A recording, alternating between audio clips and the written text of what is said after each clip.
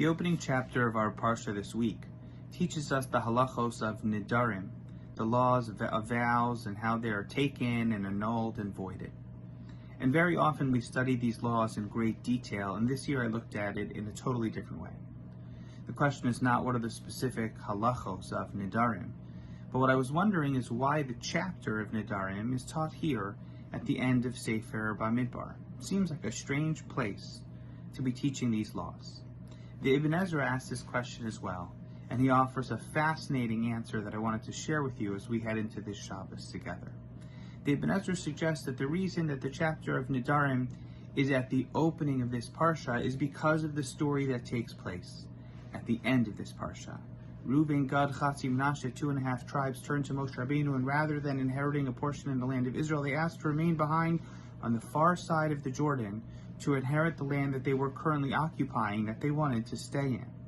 And Moshe was disappointed by the request that they made, but he made a deal that if they would stand shoulder to shoulder with their fellow Jews and fight for the land of Israel until it was fully conquered, Moshe said, then they could inherit the land after the war was over, and they could remain there.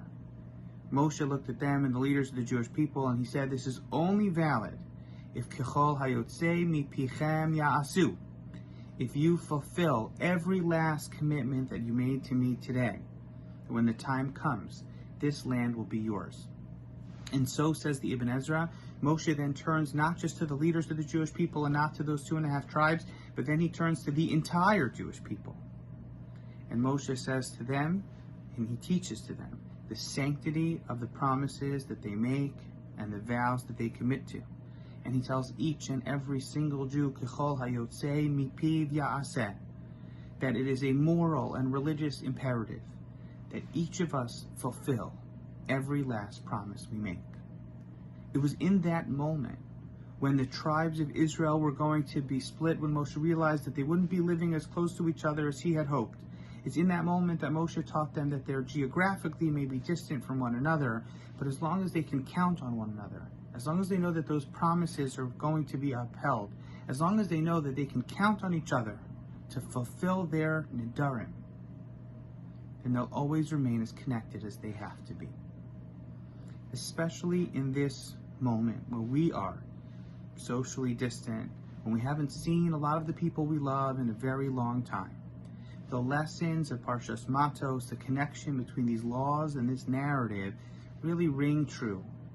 It's been months since we made these promises, where we said we knew that we were going to not see each other, but we would check in. We said we were going to do chesed. We said we were going to donate to the causes that we cared about, and we were going to continue to be vigilant and caring for everyone, whatever they needed during COVID-19. But it's been a marathon, month after month after month of making these commitments, and it's starting to wear on us as individuals and to wear on us as a community. We are reminded this week, Kechol Hayotzei Mipiv Ya'aseh, the promises that we made to care for others socially, religiously, emotionally, financially. Those promises are still out there, and the need is as great as ever.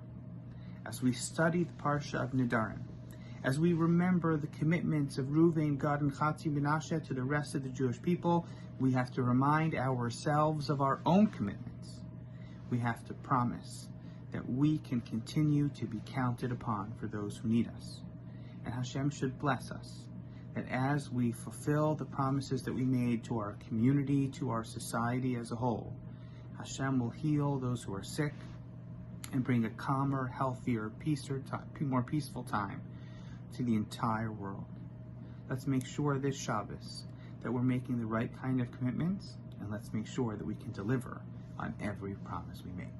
Have a wonderful Shabbos, and we look forward to seeing you soon.